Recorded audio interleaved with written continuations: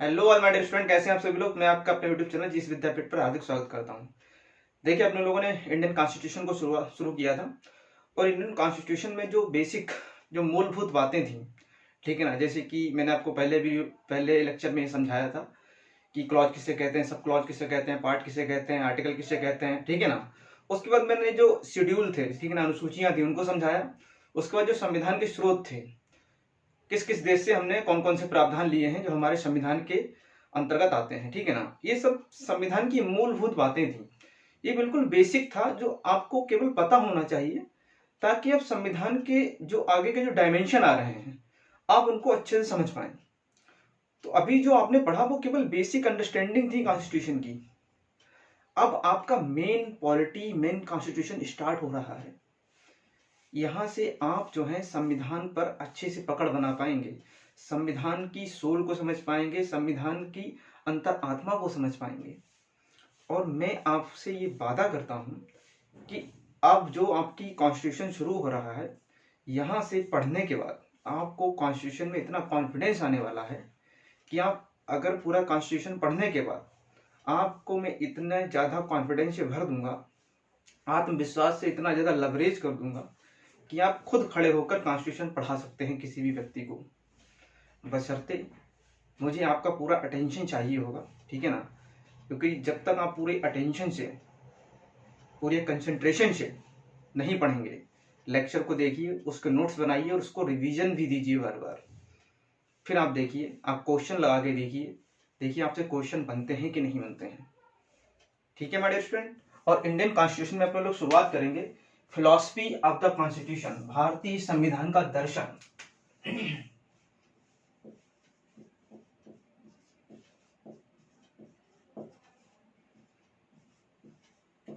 Philosophy of the Indian constitution,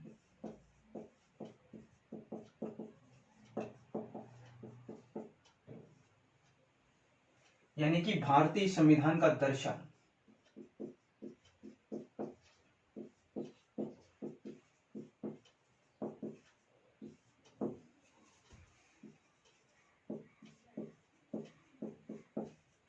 देखिए, जब भी आप भारतीय संविधान की दर्शन की बात करेंगे तो आप किस तरीके से भारतीय संविधान का दर्शन देख पाएंगे, अभी मैं बताऊंगा दर्शन का मतलब क्या होता है। देखिए, अगर आप संविधान के 4 हिस्सों को देख लें तो आप संविधान के दर्शन को समझ पाएंगे। दर्शन का मतलब होता है कि उद्देश्य क्या है, भविष्य का संविधान कैसा होगा, भविष्य का भारत कैसा होगा। दर्शन का मतलब होता है भविष्य के स्वप्न, ठीक है ना। तो आप भविष्य का संविधान देखना चाहते हैं, भविष्य का भारत देखना चाहते हैं, तो आपको संविधान के 4 हिस्सों को देखना पड़ेगा। वो 4 हिस्से कौन से? सबसे पहले आप देखेंगे प्रस्तावना। क्या देखेंगे? प्रस्तावना। उसको क्या बोलते हैं? प्रियम्बल। हालांकि इसका हिंदी में टेक्निकल नाम उद्देशिका है। प्रस्तावना केवल आम बोलचाल की भाषा में अपने लोग बोलते हैं, लेकिन ये बोलना बिल्कुल गलत है, क्योंकि जब आप हिंदी में संविधान को पढ़ेंगे तो वहां पर प्रस्तावना शब्द नहीं लिखा मिलेगा, वहां पर शब्द लिखा मिलेगा उद्देशिका। फिर आप देखेंगे मौलिक अधिकार। नंबर 2 पे क्या देखेंगे? मौलिक अधिकार, इसको बोलते हैं फंडामेंटल राइट। नंबर 3 पे आप क्या देखेंगे? नंबर 3 पर देखेंगे नीति निर्देशक सिद्धांत। नीति निदेशक सिद्धांत, ठीक है ना, इनको बोलते हैं डीपीएसपी। फिर नंबर 4 पर आप क्या देखेंगे? मूल कर्तव्य, इनको बोलते हैं फंडामेंटल ड्यूटीज, ठीक है ना। इन चार हिस्सों को आप, इन संविधान के 4 हिस्सों को पढ़ लीजिए, इन 4 हिस्सों को अच्छे से समझ लीजिए। आपको ये समझ में आ जाएगा कि भविष्य का भारत कैसा होगा, हमारे संविधान के उद्देश्य क्या हैं, हमारे संविधान किन उद्देश्यों की प्राप्ति करना चाहता है, हमारे संविधान निर्माता जब संविधान बना रहे थे तो वो क्या स्वप्न देख रहे थे। उन सपनों को उजागर करते हैं संविधान के ये 4 हिस्से, संविधान के 4 मूलभूत सिद्धांत, मूलभूत चैप्टर, देखिए जब भी आप कोई स्वप्न देखते हैं, अगर आप निद्रा में कोई स्वप्न देख रहे हैं तो शायद आप कोई द्वेष वाला स्वप्न भी देख लें, लेकिन जब भी आप खुली आंखों से कोई स्वप्न देखते हैं, ओपन आइज से कोई स्वप्न देखते हैं, तो वो स्वप्न हमेशा सकारात्मक ही होते हैं, वो नकारात्मक बिल्कुल नहीं होते। और हमारे संविधान निर्माता संविधान जब बना रहे थे तो उन्हीं सपनों को देख रहे थे। और जब कोई खुली आंखों से स्वप्न देखता है तो हमेशा उसके विचार कैसे होंगे? सकारात्मक विचार होंगे। हमारा संविधान का दर्शन भी हमें सकारात्मक विचार देने की बात करता है। हमारा संविधान का दर्शन हमें ये बताता है कि भविष्य का भारत कैसा होगा, भविष्य के भारत में क्या होगी, न्याय किस तरीके से मिलेगा भारत के लोगों को, भारत के लोगों को समानता किस प्रकार की होगी, सभी भारतीय मिलकर क्या करेंगे? बंधुता को स्थापित करेंगे, सभी भारतीय मिलकर एकता को स्थापित करेंगे, सभी भारतीय भारत की अखंडता को हमेशा अक्षुण रखेंगे। ये सब बातें हमें कहां से सीखने को मिलेंगी? ये सब बातें हमें कहां से पता चलेंगी? ये भारतीय संविधान का दर्शन जब पढ़ेंगे तभी आपको समझ में आएगा कि हमारा संविधान हमसे क्या अपेक्षा करता है, भारत के नागरिकों से क्या अपेक्षा करता है, हमारी जो सरकार है, जो केंद्र सरकार है, उससे क्या अपेक्षा करता है, हमारी प्रांतीय सरकार है उनसे क्या अपेक्षा करता है, और भारत के संविधान की जितनी भी ऑर्गेनाइजेशन है उनसे क्या अपेक्षा रखता है। क्योंकि हमारा संविधान समानता की बात करता है, स्वतंत्रता की बात करता है, बंधुत्व को स्थापित करने की बात करता है, एकता की बात करता है, अखंडता की बात करता है। और इन सब को सही तरीके से स्थापित करने के लिए हमारे संविधान में कुछ ऑर्गेनाइजेशन दी गई हैं ताकि वो भारत के अंदर बंधुता को स्थापित कर पाए। संविधान ये बताता है कि स्वतंत्रता की प्राप्ति कैसे होगी, समानता की प्राप्ति कैसे होगी, और इन सबको, सभी नागरिकों को ये सब चीजें कैसे प्राप्त होंगी। इसके लिए संविधान ने बहुत सारी ऑर्गेनाइजेशन बनाई है, बहुत सारी पद क्रिएट किए हैं, प्रधानमंत्री का पद, राष्ट्रपति का पद। ये सब क्या है? ये सब भारत में संविधान के उद्देश्यों की पूर्ति करने के लिए सारे पद बनाए गए हैं। जो संविधान की आत्मा है, जो संविधान की सोल है, उसकी बातों को भारत के अंदर अक्षुण रखने के लिए सारे पद बनाए गए हैं। इस संविधान में जो निर्देश दिए गए हैं, संविधान में जो बातें कही हैं, उनकी पूर्ति करने के लिए सारे पद बनाए गए हैं। आई थिंक आपको समझ में आ गया होगा, ठीक है ना।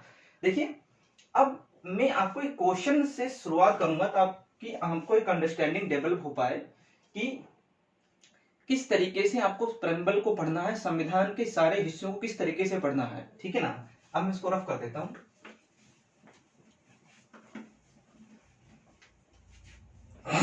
देखिए क्वेश्चन है, भारतीय संविधान का दर्शन पाया जाता है।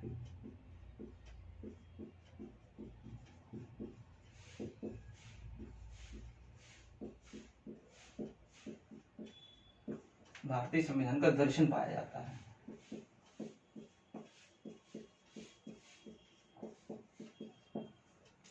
ऑप्शन आपके ये रहे। पहला ऑप्शन है, ऑप्शन ए है प्रस्तावना, ऑप्शन बी है मूल अधिकार,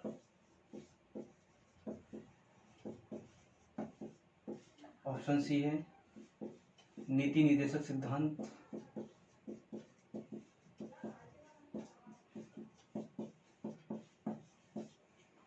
ऑप्शन डी है मूल कर्तव्य। ठीक है ना। अगर भारतीय संविधान का दर्शन पाया जाए इस तरीके से ऑप्शन, और इसमें एक और ऑप्शन हो, ऑप्शन ई, या सभी, तो आप किसको, कौन सा आंसर क्लिक करेंगे? देखिए जब इस तरीके से क्वेश्चन दे रखा हो, भारतीय संविधान का दर्शन पाया जाता है, और ये चारों चीजें हों जिसमें भारत के संविधान का दर्शन देखने को मिलता है, और अगर ऑप्शन ये हो कि ये सभी, तो आप हमेशा आंसर क्या क्लिक करेंगे? ये सभी। क्या करेंगे? ये सभी, ठीक है ना। अभी मैं लाइव नहीं हूं, लेकिन मैं जल्द ही लाइव भी आना शुरू कर दूंगा, तब मैं आपसे इनके आंसर भी मांगा करूंगा, ठीक है ना। चलिए अगर ये ऑप्शन ये हो ही ना, ये सभी वाला ऑप्शन ना हो, तब फिर आप कौन से आंसर को क्लिक करेंगे? क्या बताएंगे? अब अगर पूछा जाए भारतीय संविधान का दर्शन पाया जाता है, तब कौन सा ऑप्शन आप क्लिक करेंगे?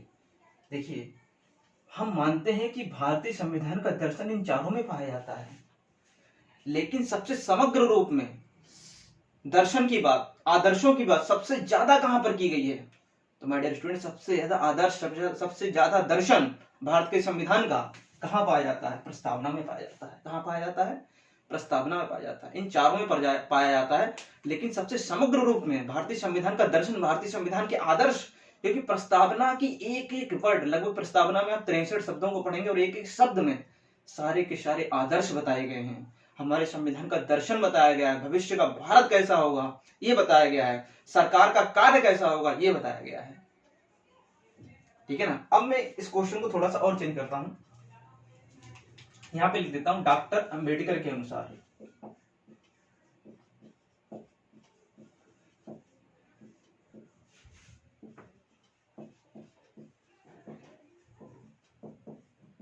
डॉक्टर अंबेडकर के अनुसार भारतीय संविधान का दर्शन पाया जाता है।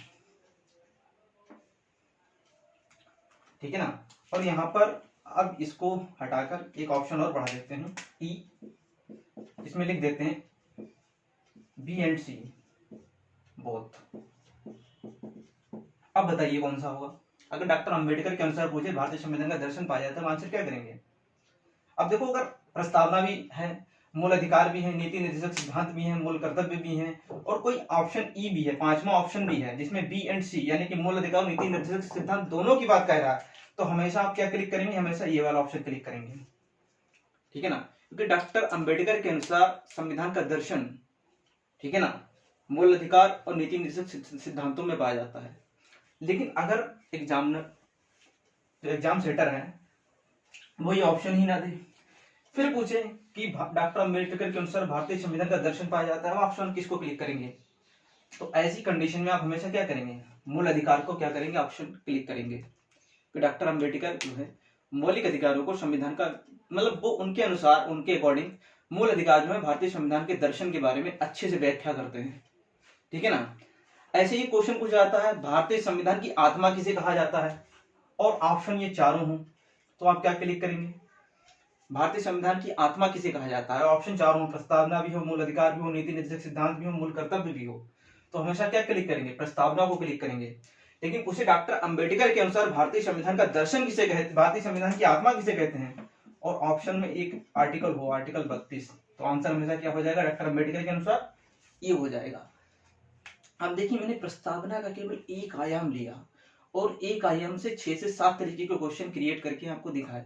तो प्रस्तावना में तो 63 शब्द हैं, अगर एक आयाम से 6 से 7 क्वेश्चन क्रिएट हो सकते हैं तो 63 शब्दों से 200-300 क्वेश्चन क्रिएट हो सकते हैं और ज्यादा ही हो जाएंगे। तो आप कितने क्वेश्चन का रट्टा मारोगे, कितने क्वेश्चन को रटोगे और किन किन बातों को रटोगे। इसलिए रटने की जो आपकी शैली है, इस शैली को बिल्कुल आज से आप बिल्कुल छोड़ देंगे। इस शैली को पीछे छोड़कर आपको आगे बढ़ना है, आपको एक अंडरस्टैंडिंग के लेवल पर जाना है, ताकि कहीं से भी क्वेश्चन आए, किसी भी प्रकार का क्वेश्चन आए, हमारे अंदर जब टॉपिक की समझ होगी तो हम हर तरीके से एग्जामिनर के द्वारा दिए गए क्वेश्चन को डील करने की हमारे अंदर अंतर क्षमता उत्पन्न हो जाएगी। जब हम इतने समग्रता से, इतने विश्लेषणात्मक तरीके से जब पॉलिटी को पढ़ेंगे तो हम हर क्वेश्चन को डील करने की हमारे अंदर क्षमताएं उत्पन्न हो जाएंगी एग्जाम सेंटर के अंदर।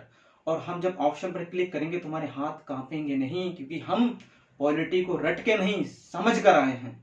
और जो चीज आप समझ कर जाएंगे वहां पर आपको कभी ज्यादा दिक्कत नहीं होगी। मैं ये नहीं कह रहा कि पॉलिटी में 20 क्वेश्चन आए 20 के 20 सही कर देंगे, ये कहना तो बिल्कुल ही निरार्थक बात है, बिल्कुल ही ऐसी बात है, हाइपरबोल है ये तो। ठीक है ना। चीजें हमेशा वही कहनी चाहिए जो प्रैक्टिकली संभव हो सके। हाँ, लेकिन मैं ये गारंटी देता हूँ 20 में से 16 से 17 क्वेश्चन आप जरूर करके आएंगे, अगर पॉलिटी को इस लेवल पर आप अंडरस्टैंडिंग कर समझ कर जाएंगे। ये मेरा आपसे प्रॉमिस है। ठीक है ना। तो मैंने आपको समझाया कि किस तरीके से आपको प्रस्तावना या संविधान के सारे हिस्से को किस तरीके से पढ़ना है, क्योंकि क्वेश्चन जो है अलग अलग, एक क्वेश्चन का अलग अलग परिस्थितियों में अलग अलग आंसर भी हो सकता है।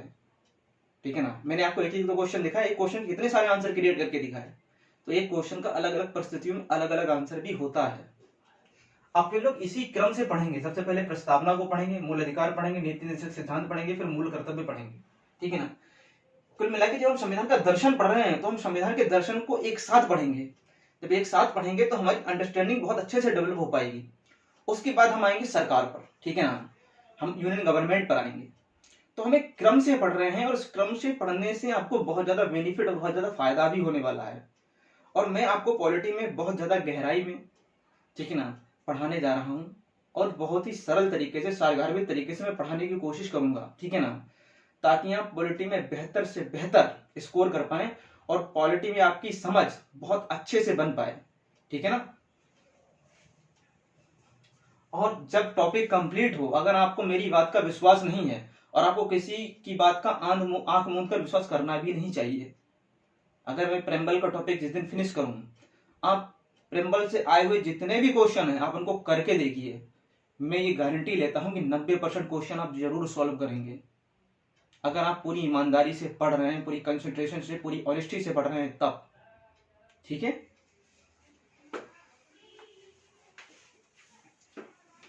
देखिए, सबसे पहले अपने लोग पढ़ते हैं प्रेम्बल।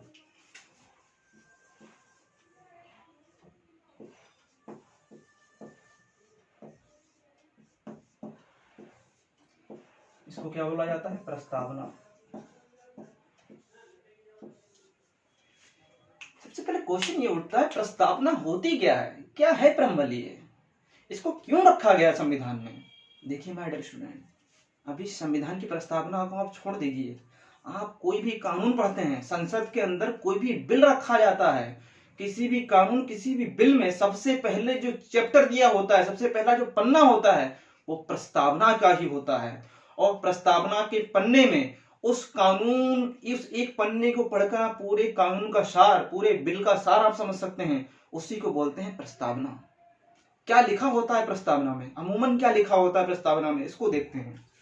देखिए, प्रस्तावना में हमेशा क्या लिखा होगा? अगर किसी कानून या किसी बिल के लिए लाया गया है तो लिखा होगा कानून का उद्देश्य क्या है, यानी ये कानून जो है, ये बिल जो है, किस उद्देश्य की पूर्ति के लिए बनाया जा रहा है। जब आप उद्देश्य समझ जाएंगे तो आप कानून को तो कुछ ना कुछ हद तक तो समझ ही जाएंगे माय डियर स्टूडेंट। उसके बाद क्या लिखा होगा? देखिए, ये सब आप नोट डाउन करना, आप लोग यहां से स्टार्ट कीजिए। लिखा होगा किस पर लागू होगा, ये कानून किस पर लागू होगा। भाई, जब कानून बन रहा है तो वो किसी ना किसी पर तो लागू होगा। कोई जब बिल रखा जा रहा है तो उस बिल के प्रावधान जो हैं वो किसी ना किसी पर तो लागू होंगे, किसी ना किसी विषय के लिए ही तो बनाए गए होंगे, उस विषय पर ही तो लागू होंगे। और तीसरी बात क्या लिखी होती है हमेशा? कब से लागू होगा।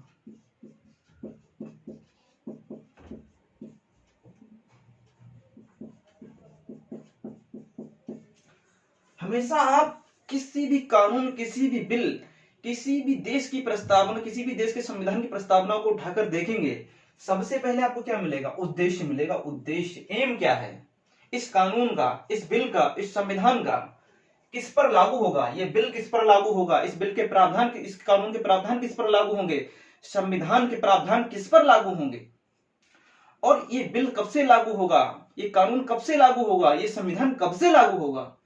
क्या आप भारत की प्रस्तावना को पढ़ते हैं तो क्या भारत की प्रस्तावना से आपको संविधान के उद्देश्य दिखाई नहीं देते हैं?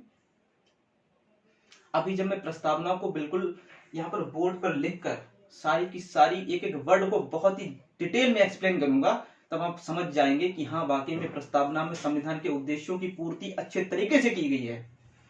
किस पर लागू होगा? क्या प्रस्तावना पढ़कर आपको ये समझ में नहीं आता कि हमारा संविधान के प्रावधान किस पर लागू हो रहे हैं? बिल्कुल आपको समझ में आते हैं। और अभी नहीं आते हैं तो आपको पॉलिटी की इस प्रेम्बल की क्लास खत्म होने के बाद आपको ये बिल्कुल समझ में आ जाएगा कि ये सब बातें जो मैं कह रहा हूं, ये बातें आपको बिल्कुल माइंड में आपके फिट हो जाएंगी। कब से लागू होगा? क्या आपको प्रस्तावना में दिखाई नहीं देता है कि हमारा संविधान 26 जनवरी 1950 से लागू हो रहा है? तो किसी भी देश की प्रस्तावना को उठा लीजिए, किसी भी कानून की प्रस्तावना, किसी भी बिल की प्रस्तावना, उसमें मोस्टली इन तीन ही बातों का जिक्र होता है। आप इन तीनों चीजों को नोट कर लीजिए माय डियर स्टूडेंट। हमारे लिए प्रस्तावना इतना पढ़ना जरूरी क्यों है? हमारे लिए प्रस्तावना इतनी महत्वपूर्ण क्यों है? देखिए, आप देखते हैं जब भी कोई सरकारी फंक्शन, मोस्टली सरकारी फंक्शन होता है, तो जो गेस्ट वहां पर आते हैं तो उनको स्मृति चिन्ह के रूप में हम प्रस्तावना को भेंट करते हैं। आपने देखा होगा जब कोई विरोध करता है सरकार का, अगर वो लोकतांत्रिक तरीके से विरोध कर रहा है तो वो प्रस्तावना का पाठन करता है, प्रस्तावना को दिखाता है, वो इस सरकार को बताने की कोशिश कर रहा है कि आपके उद्देश्य क्या है, संविधान के जो उद्देश्य है उन उद्देश्यों की पूर्ति में आप सही तरीके से काम नहीं कर रहे हैं, प्रस्तावना की अंतरात्मा के अनुसार आप काम नहीं कर रहे हैं, अगर वो लोकतांत्रिक तरीके से विरोध कर रहा है तो। और प्रस्तावना तो अब इतनी महत्वपूर्ण हो चुकी है कि कई राज्य सरकारों ने क्या किया है, प्रस्तावना के पठन और पाठन को सभी स्कूलों में अनिवार्य कर दिया है। इतनी ज्यादा महत्वपूर्ण है प्रस्तावना, इतना बड़ा रोल है प्रस्तावना का। ऐसे ही थोड़ा ना संविधान की आत्मा कहा जाता है प्रस्तावना को। एक संविधान सभा के मेंबर आएंगे, नानी पालकी वाला। कौन आएंगे? नानी पालकी वाला। ये कहते हैं प्रस्तावना क्या है? प्रस्तावना भारतीय संविधान का परिचय पत्र है। क्या है? परिचय पत्र है। प्रस्तावना भारतीय संविधान का क्या है? परिचय पत्र है। जैसे कि आपके पास एक परिचय पत्र नहीं होता है, कोई आइडेंटिटी, आपके पास कोई आईडी होती है, कोई आइडेंटिटी कार्ड होता है, उसको पढ़कर आपके बारे में कुछ ना कुछ इंसान जरूर समझ लेता है। उसी को क्या बोलते हैं? परिचय पत्र बोलते हैं। इसी तरीके से भारत के संविधान की प्रस्तावना को पढ़ लें तो संविधान का पूरे परिचय आपको समझ में आ जाएगा। और आप संविधान सभा के दूसरे मेंबर थे, इनका नाम था के एम मुंशी। क्या नाम था?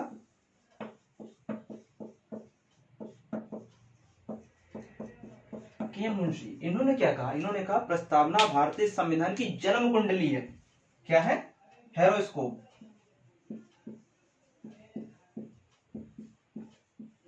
देखिए, आप किसी की भी जन्म कुंडली को देख लीजिए। अगर आपको जन्म कुंडली देखनी आती है, आपको ग्रह और नक्षत्र समझ में आते हैं, तो आपने देखा होगा जो पुरोहित लोग होते हैं वो किसी की जन्म कुंडली को देखकर उसका भूत क्या था, उसका वर्तमान क्या है और उसका भविष्य क्या होगा, इन सब बातों को वो बता देते हैं। हालांकि जो जन्म कुंडली इन सब चीजों में विश्वास करता है, केवल मैं समझाने के तौर पर कह रहा हूं, ठीक है ना। बाकी आपका ये फैथ का मामला है, ठीक है ना। तो किसी भी व्यक्ति की जन्म कुंडली को देखकर उसका भूत, उसका वर्तमान, उसका भविष्य हम बता सकते हैं। तो प्रस्तावना को देखकर भी आप ये बता सकते हैं कि भारत का भूत कैसा था, भारत का वर्तमान क्या होगा और भारत का भविष्य क्या होगा। यानी भूतकाल का भारत कैसा था, भविष्य का भारत कैसा है, भूतकाल का भारत कैसा था, भविष्य का भारत कैसा है, इन सब चीजों का पता लग जाता है प्रस्तावना को पढ़कर।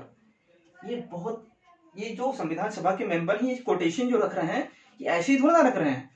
वाकई में प्रस्तावना में बहुत सारी चीजें हैं जिनको पढ़कर आप भारतीय संविधान के बारे में एक चीज समझ जाएंगे। तो माय डियर स्टूडेंट, प्रस्तावना आपके लिए इतनी ज्यादा महत्वपूर्ण है। और अगर आप पॉलिटी पढ़ रहे हैं तो आपका ये नैतिक दायित्व है कि आप प्रस्तावना की भावना को समझें, प्रस्तावना के जो मर्म है, जो फिलॉसफी है संविधान की, उसको आप समझें। और ऐसा नहीं कि आप इसको फालतू में पढ़ेंगे, यहाँ से क्वेश्चन भी पुटअप होते हैं। और अगर आपको मैं लग रहा हूं कि मैं ऐसे ही कह रहा हूं तो आप चाहे तो क्वेश्चन देख भी सकते हैं। बहुत सारे क्वेश्चन पूछे गए हैं प्रस्तावना से। कुल मिला के यहाँ से संविधान की वो जर्नी आपकी शुरू हो रही है जहां से ये दर्शन, संविधान के दर्शन से अगर 20 क्वेश्चन आए हैं तो कम से कम 10 क्वेश्चन संविधान के दर्शन से ही आपको हमेशा मिलेंगे, क्योंकि ये एग्जामिनर का फेवरेट टॉपिक है, क्योंकि ये संविधान का दर्शन है, संविधान का कोर है। यहां से तो क्वेश्चन आपको मिलने ही मिलने हैं। और माय डियर स्टूडेंट, मैं आपको इतनी अच्छे से, इतनी गहराई से, इतनी सरल, इतनी सारगार्भिक तरीके से ये पूरा दर्शन पढ़ाने वाला हूं कि पढ़ने के बाद आपको मजा ना आए तो आप मुझसे कहना।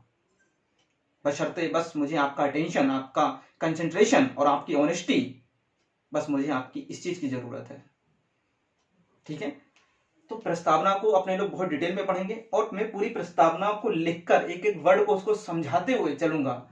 ये आप नेक्स्ट लेक्चर में आप पूरी प्रस्तावना को मैं लिखकर दिखाऊंगा, हर एक चीज, हर एक शब्द को बहुत डिटेल में अपने लोग चर्चा करेंगे, ठीक है ना।